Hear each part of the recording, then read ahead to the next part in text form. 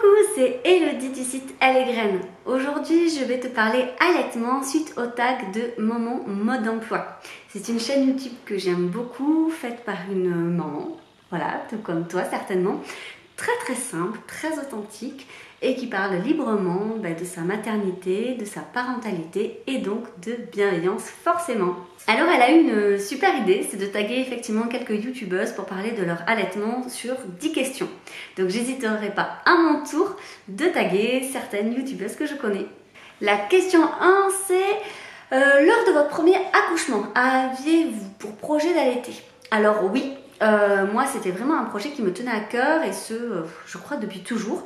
Je m'étais pas forcément posé la question avant d'être enceinte, mais bébé 1 s'est invité dans nos vies puisque c'était un bébé surprise et en fait ça me paraissait tellement normal, tellement naturel, bien que dans mon entourage il y avait personne qui avait allaité. Ma maman m'avait allaité mais quelques semaines, vraiment très peu, parce qu'après elle est vite retournée au travail et c'était compliqué pour elle à gérer, surtout qu'à l'époque, il n'y avait pas forcément de soutien dans ce cadre-là, mais c'était totalement pour moi... En fait, je ne me suis même pas posé la question biberon ou sein, tellement que, oui, pour moi, c'était le sein, c'était sûr. Question 2, c'est quelle est à ce jour votre durée d'allaitement le plus longue? Eh bien, comme vous savez, mon premier allaitement, malheureusement, a été un échec. Ça a été terriblement compliqué, mais je crois que je vais en parler dans les prochaines questions.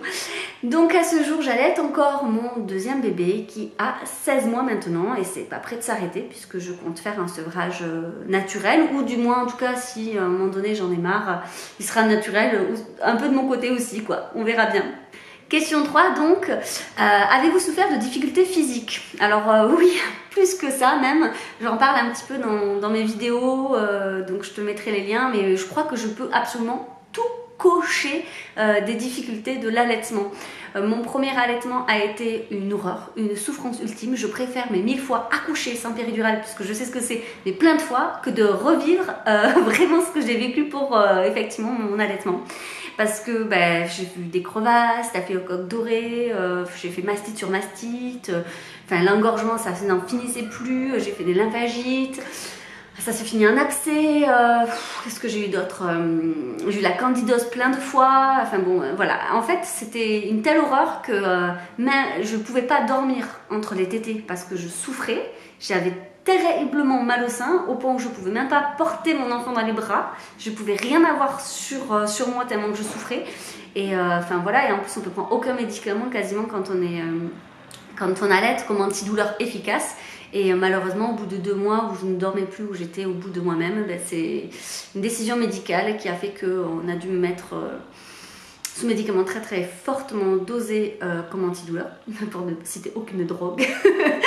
Et donc, c'était pas du tout compatible avec l'allaitement. J'ai essayé de retenter, mais voilà. Et connerie sur connerie, bref, très mauvais accompagnement, ce qui a fait que mon allaitement a échoué et que j'ai connu douleur sur douleur. Voilà, donc je connais ça et c'est très rare, mais s'il y a des mamans qui connaissent ça et qui passent par là, big up. 4. Avez-vous souvenir d'une situation cocasse d'allaitement? Cocasse, non, pas particulièrement. Non, là, pour cette question, je sèche, j'ai pas de... Non, pas de truc cocasse. 5. Quelle est la remarque la plus à côté de la plaque qui vous ait été faite? Je crois que c'était lorsque j'étais enceinte de mon premier et que je savais que j'attendais un garçon. Et lorsque j'avais émis le souhait d'allaiter, on m'a sorti, c'était au travail, je me souviens, on m'avait sorti « Ah bon, mais c'est un garçon en plus, tu trouves pas que ça fait un peu pervers ?» Ça m'avait un petit peu choqué ce genre de remarque. 6. Quelle est la remarque la plus aidante que l'on vous ait faite? Eh bien, lors de mon deuxième allaitement, lorsque j'ai eu certaines douleurs, de suite je suis allée vers la Leche League et bien qu'aucune animatrice arrivait à trouver une solution parce que je cumulais les problématiques de santé, eh bien, je me souviens qu'il y en a une qui m'a dit vous savez, c'est pas parce que vous allaitez pas votre enfant que vous ne l'aimez pas. Et elle me laissait en fait la possibilité que moi je me laissais pas de ne peut-être pas allaiter. Et mine de rien, en fait, ça m'a enlevé une certaine pression. Une pression que je me mettais sur moi-même par rapport à l'allaitement. Surtout que pour moi, j'avais vraiment échoué pour mon premier. Et ça a été très compliqué d'en faire le deuil, hein, parce que pour moi, voilà, c'était très important d'allaiter. Et le fait qu'elle m'ait dit ça, je pense que psychologiquement, ça m'a beaucoup permis de prendre du recul, d'être plus sereine finalement, et de travailler ça autrement. Et puis peut-être que ça a joué positivement parce que les semaines sont passées et l'allaitement a pu se mettre en place plus tranquillement. Comme quoi, c'est important de ne pas culpabiliser les mamans. 7. Vos mères et belles-mères avaient-elles allaité?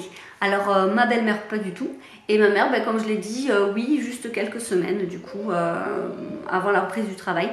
Elle le dit, hein, à son époque, c'était vraiment le biberon qui était mis en avant. D'ailleurs, le biberon était d'office donné à la maternité. Et elle voulu essayer, ça s'était très très bien passé pour elle. Donc voilà, je crois qu'elle m'a laissé 3 semaines, puisqu'après au bout de 3 semaines, elle a repris le travail. 8. Votre conjoint est-il un soutien depuis le début et jusqu'à présent? Ah oui, clairement. Sans Alexis, je pense que oui, ça aurait été encore plus compliqué parce que face à toutes mes difficultés, personne ne comprenait mon choix d'essayer encore et encore et de persévérer à ce point-là. J'étais clairement en souffrance, autant physiquement que psychiquement. Et je passais pour une folle. Du coup, heureusement qu'Alexis était là et me respectait vraiment dans mon choix. Voyait que je souffrais, me disait qu'effectivement, peut-être que vu de la souffrance engendrée, parce que ça se retentissait sur toute la famille, il faudrait peut-être lâcher l'affaire, mais il n'a jamais imposé ce choix-là, il m'a toujours énormément soutenue, qu'importe ce que j'avais décidé.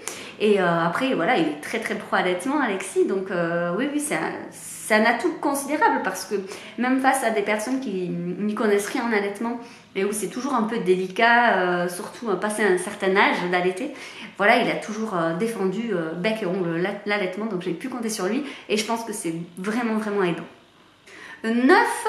Quel est l'objet qui vous a été le plus utile pour votre allaitement? Alors là, c'est sûr, c'est mon coussin d'allaitement. Ça a l'air rien comme ça, mais en fait, au début c'est super compliqué, on ne sait pas trop comment positionner le bébé, en plus ça se tient pas trop à nourrisson, c'est un peu, voilà.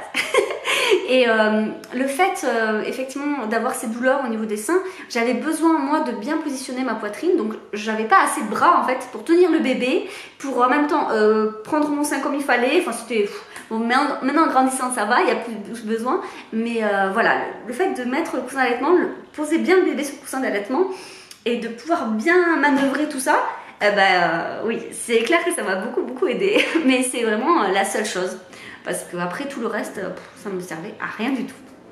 Et enfin 10, quel conseil donneriez-vous aux futures mamans qui souhaitent allaiter? Honnêtement, je ne saurais pas dire, parce que pour mon premier allaitement, je m'étais énormément informée.